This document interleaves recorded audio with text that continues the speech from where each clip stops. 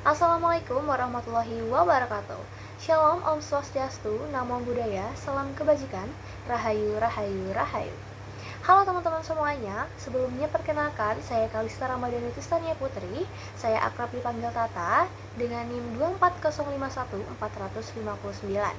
Saya berasal dari Prodi Pendidikan Tata Busana Angkatan 2024, Fakultas Teknik Universitas Negeri Semarang. Selamat datang di video penjelasan mengenai salah satu topik yang paling penting, bukan hanya untuk tugas kuliah semata, tetapi juga untuk masa depan kita sebagai generasi muda, yaitu Revolusi Industri 4.0 dan Society 5.0. Nah teman-teman, di video ini kita akan membahas mengenai apa sih sebenarnya Revolusi 4.0 dan juga Society 5.0 itu, dan kenapa Society 5.0 ini muncul sebagai konsep baru, dan apa hubungannya dengan kemanusiaan, dan bagaimana kita sebagai mahasiswa harus mempersiapkan diri. Nah teman-teman, sebelumnya kita bisa bayangin nih, kalau kita hidup di tahun 1800-an, dimana saat itu tidak ada mesin, tidak ada listrik, dan semuanya dikerjakan melalui bantuan tenaga manusia dan juga tenaga hewan. Nah, dunia berubah ketika manusia ini menemukan mesin uap teman-teman, dimana ini disebut dengan revolusi industri 1.0. Lalu selanjutnya ada listrik yang disebut dengan revolusi 2.0, dan juga adanya komputer yang disebut dengan revolusi 3.0. Dan sekarang kita ini hidup di era revolusi industri 4.0, di mana sebuah era ketika teknologi digital dan juga dunia fisik ini menyatu menjadi satu sistem yang sangat pintar. Nah, apa sih maksudnya teman-teman? Revolusi industri 4.0 ini membuat mesin dan juga komputer bisa saling terhubung, saling bertukar informasi, dan juga bahkan ya teman-teman, bisa mengambil keputusan sendiri menggunakan kecerdasan buatan atau artificial intelligence. Nah, teknologi utama di dalamnya itu meliputi IoT atau Internet of Things, di mana benda sehari-hari ini terhubung ke internet. Contohnya adalah CCTV cerdas, kulkas pintar, smartwatch yang dapat membaca detak jantung. Selanjutnya ada Artificial Intelligence atau AI. Nah, teman-teman pasti nggak asing yang namanya AI, karena di dunia sekarang atau di zaman sekarang, AI ini sangat marak dan juga bisa dibilang sangat membantu untuk beberapa sektor, mulai dari sektor pendidikan, sektor pekerjaan, dan juga sektor sosial budaya, di mana AI sendiri adalah mesin belajar dari data. Contohnya adalah rekomendasi video TikTok atau YouTube, chatbot, ChatGPT, atau sistem diagnosis medis. Selanjutnya ada Big Data. Big Data ini merupakan kumpulan data raksasa teman-teman. Contohnya adalah pola belanja di Shopee, pola belanja di TikTok. Jadi kalau misalkan teman-teman yang lagi buka di beranda TikTok gitu ya, atau beranda di Shopee, itu pasti muncul beberapa rekomendasi produk yang memang sering teman-teman ini lihat atau teman-teman cari. Begitu pula ketika teman-teman nih habis dari buka dari Shopee, terus kita buka Instagram, itu pasti ketika muncul iklan di Instagram, itu akan muncul beberapa rekomendasi dari Shopee dan menampilkan beberapa produk yang sebelumnya sudah kita cari teman-teman. Nah, itu disebut dengan Big Data. Nah, ada juga di Big Data ini contohnya merupakan transportasi di Google Maps. Seperti itu. Lanjut, itu ada cloud computing atau penyimpanan data tanpa perangkat fisik. Contohnya ada Google Drive, ada iCloud, dan juga OneDrive, atau ada juga Amazon Cloud teman-teman namanya. Nah, selanjutnya ada robotika dan juga otomatisasi, dimana contohnya ada robot gudang Amazon dan juga robot pembersih rumah. Nah, jadi teman-teman, revolusi industri 4.0 ini bukan hanya sekedar teknologi baru, tetapi cara baru dunia bekerja yang serba cepat, otomatis, dan juga semuanya serba digital. Nah, apa sih dampaknya? Pasti kan kalau ada sebab pasti ada akibat. Nah, tadi kita sudah membahas mengenai pengertian apa sih yang dimaksud dengan 4.0, revolusi 4.0 itu apa sih? Jadi revolusi 4.0 ini juga memiliki dampak teman-teman. Beberapa dampaknya itu tersebar di beberapa sektor juga. Nah, dalam sektor pertama itu ada di sektor pendidikan atau bidang pendidikan teman-teman, dimana contohnya kita saat ini pastikan belajar itu bisa dari rumah teman-teman. Jadi kita belajar tidak hanya secara learning, tetapi kita juga bisa melaksanakan pembelajaran atau proses mengajar dan juga belajar itu dilaksanakan secara daring atau melalui e-learning teman-teman. Bisa juga kita ikut webinar online atau kursus online. Bahkan kita bisa dapat sertifikat internasional itu tanpa keluar rumah. Jadi kita hanya menerima sertifikat tersebut, mungkin bisa melalui email ataupun bisa dikirimkan via chat WA. Seperti itu. Nah, tools seperti AI itu juga bisa membantu kita untuk menyelesaikan pekerjaan sekolah teman-teman. Misalkan membuat ringkasan atau mungkin bisa mengerjakan analisis data dan juga bisa belajar dengan lebih personal. Selanjutnya ini ada dalam dunia kerja atau bidang pekerjaan, di mana banyak sekali pekerjaan manual yang digantikan oleh mesin seperti kasir swalayan otomatis atau robot pabrik.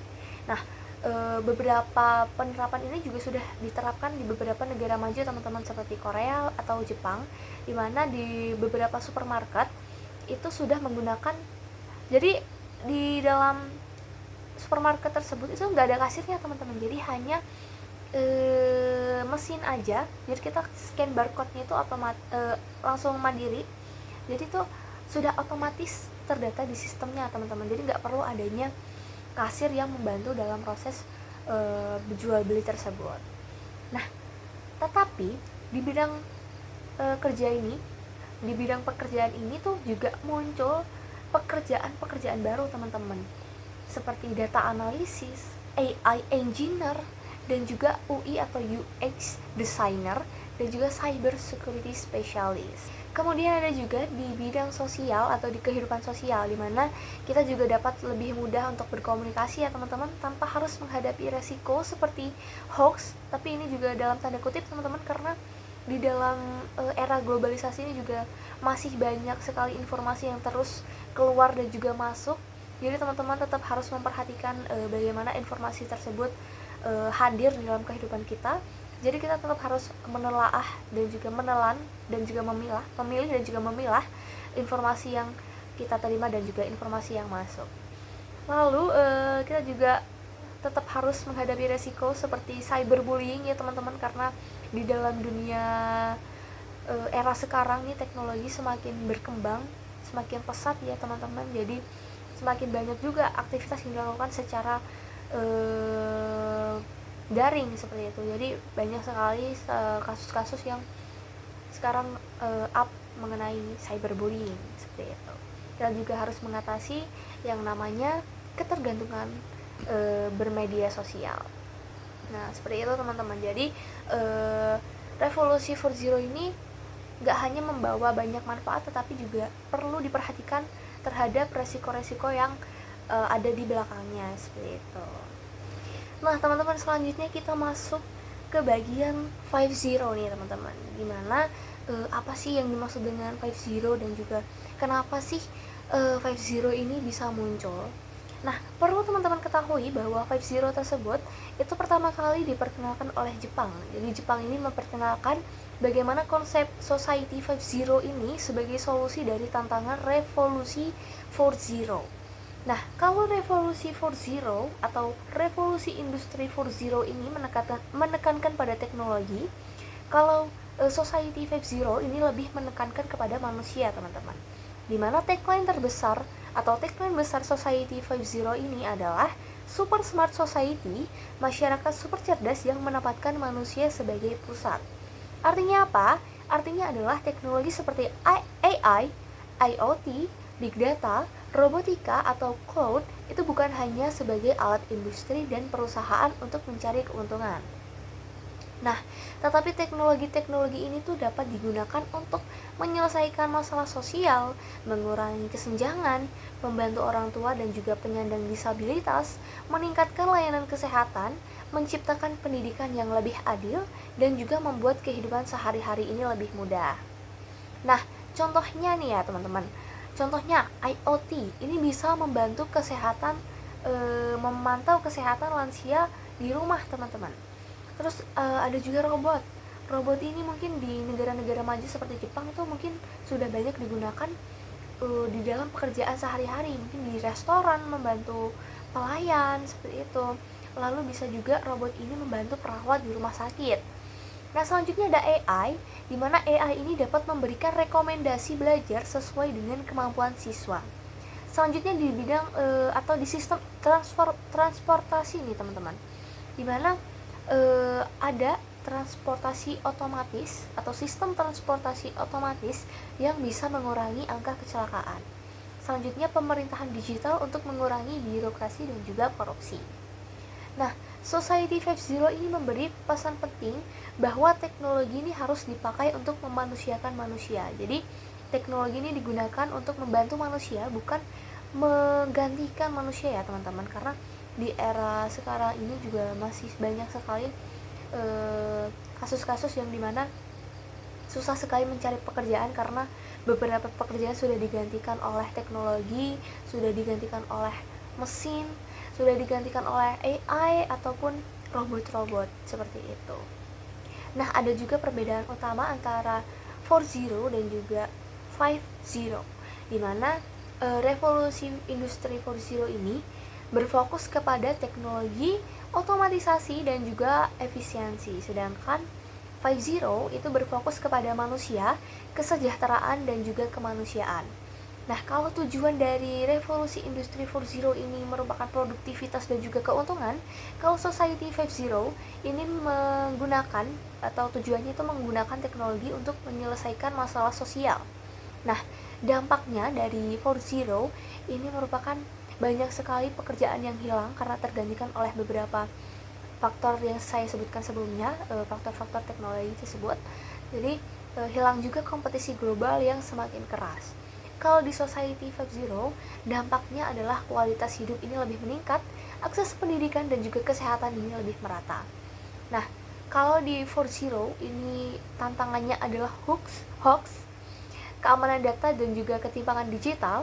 Kalau di Society 5.0 ini adalah prinsipnya adalah inklusif, human center dan juga etis. Jadi Society 5.0 adalah kelanjutan yang lebih humanis dari revolusi 4.0. Nah, teman-teman, di Indonesia sendiri itu sebenarnya berpeluang besar untuk berkembang di era ini, tetapi juga perlu memperhatikan dan juga perlu menghadapi beberapa tantangan. Di antaranya internet yang belum merata. Gimana kita bisa berkembang di era ini jika masih banyak sekali dari teman-teman yang mungkin di pelosok sulit sekali untuk mendapatkan akses internet karena masih banyak sekali kasus-kasus yang mungkin beberapa teman-teman sudah mendengar berita kalau misalkan apalagi waktu COVID-19 itu masih banyak teman-teman dari pelosok yang sulit mencari akses internet, bahkan harus berusaha keras menyeberang ke desa sebelah atau mungkin sampai ke bukit-bukit untuk bisa mendapatkan akses internet. Selanjutnya, Indonesia juga harus menghadapi tantangan seperti literasi digital masyarakat yang rendah. Karena ini marak sekali teman-teman, bahkan bisa beberapa sekolah itu menerapkan program membaca sebelum kelas. Jadi ini juga saya alami sendiri, dimana sekolah saya dulu waktu SMP itu menerapkan program tersebut. Jadi siswa diharuskan membawa buku di pagi hari lalu kita membaca bersama. Itu juga bisa menjadi solusi untuk teman-teman yang mungkin menghadapi masalah tersebut. Lalu ada hoax yang sangat mudah menyebar. Ya, semakin berjalannya teknologi dan juga arus globalisasi yang sangat kuat ini, juga banyak sekali kita menerima dan juga menelan informasi. Jadi kita juga perlu mengantisipasi diri dengan memilah dan juga memilih mana informasi yang ini bisa dibuktikan kebenarannya dengan informasi yang ini hanya informasi yang lewat belaka, jadi tidak bisa dibuktikan kebenarannya seperti itu. Lalu ada juga ancaman cybercrime yang semakin tinggi teman-teman. Jadi cyberbullying, cybercrime itu di zaman sekarang sungguh-sungguh sangat miris ya teman-teman, karena masih banyak sekali teman-teman yang mengalami hal tersebut. Lalu ada banyak pekerja yang belum mempunyai keterampilan digital, jadi perlunya adanya SDM yang bisa berkembang teman-teman. Selanjutnya itu ada peluang juga, jadi ada tantangan dan juga ada peluang. Nah, peluangnya itu apa? Peluangnya adalah populasi muda besar atau mudah beradaptasi. Jadi generasi Gen Z atau generasi Alpha itu ya, sekarang sudah melek teknologi, jadi sehingga generasi-generasi sekarang ini lebih bisa beradaptasi dengan teknologi yang ada. Selanjutnya ada ekonomi digital, ini berkembang pesat teman-teman, seperti adanya e-commerce dan juga vintage. Selanjutnya banyak startup lokal yang mulai tumbuh, UMKM mulai go digital, jadi tidak hanya ada di pasar-pasar yang biasa kita temui, tetapi juga bisa ditemukan di toko-toko online atau di e-commerce. Nah, selanjutnya adalah dukungan pemerintah melalui program digitalisasi nasional, seperti itu. Nah, kalau kita sendiri bisa mengatasi tantangan-tantangan tadi, Indonesia ini dapat memiliki peluang besar menjadi negara digital yang inovatif dan juga humanis. Jadi, kita bisa mulai dari diri sendiri, kita teman-teman, dimulai dari diri sendiri, lalu kita mengedukasi teman-teman yang ada di sekitar kita, seperti itu.